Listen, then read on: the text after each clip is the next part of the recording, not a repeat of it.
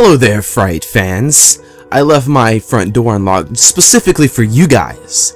It is around midnight, and well, I hope you guys brought some midnight snacks, because tonight's tale will get you quite hungry.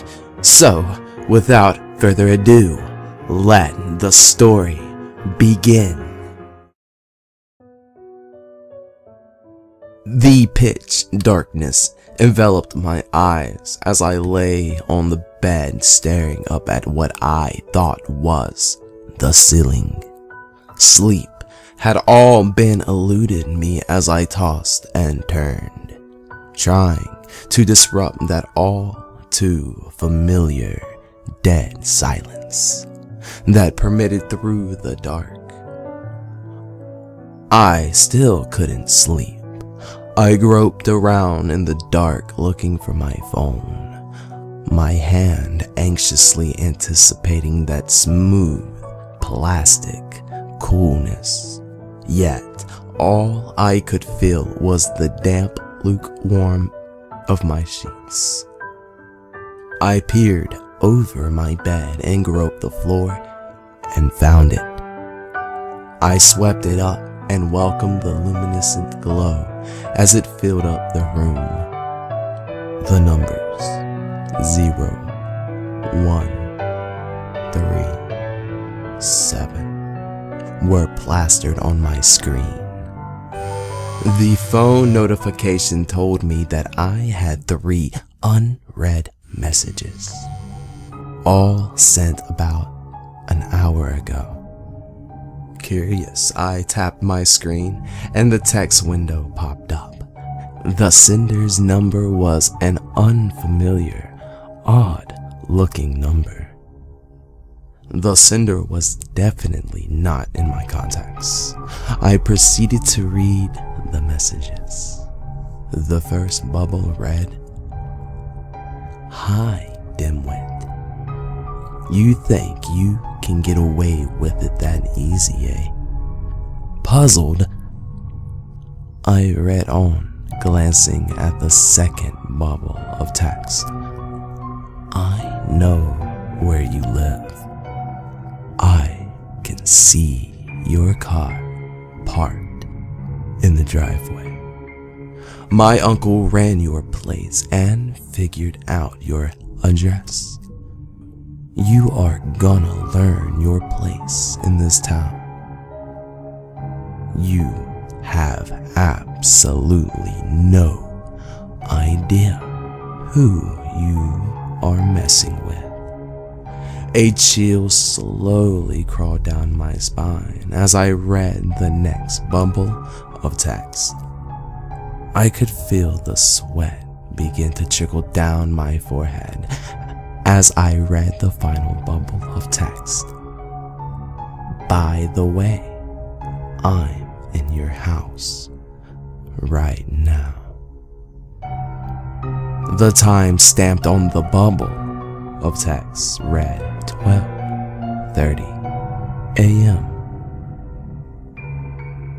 At that moment, my once familiar home seemed alien to me. The place I once saw as a refuge was now a death trap. I stood there, motionless and dazed, until my phone alerted me that the battery was almost out.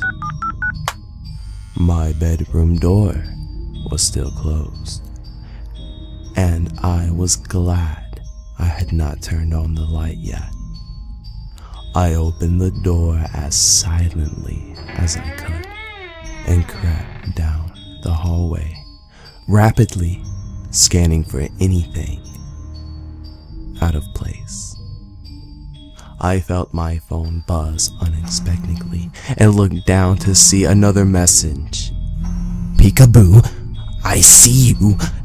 This sicko had been in my home for the last hour, and now he, she, it was taunting me.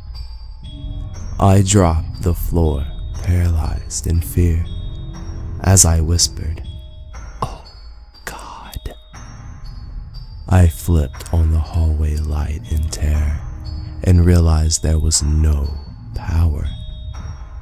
I bolted back into my bedroom and closed the door, locking it. I began to dial 911, erratically jabbing at my phone when I noticed something strangely odd about my phone. It wasn't my phone. It was the same make as my phone, down to the color, but it was not mine.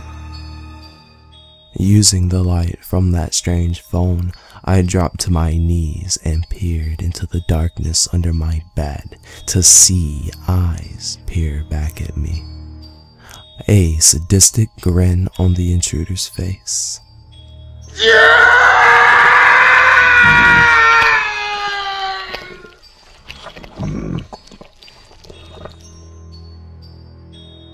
My neighbors reported hearing screaming coming from my house around 2 a.m. in the morning. I told the police and that they must have heard the horror movie I had been watching the previous night. They asked if they could search around the place despite my assurance. I let them. But they would never find the intruder.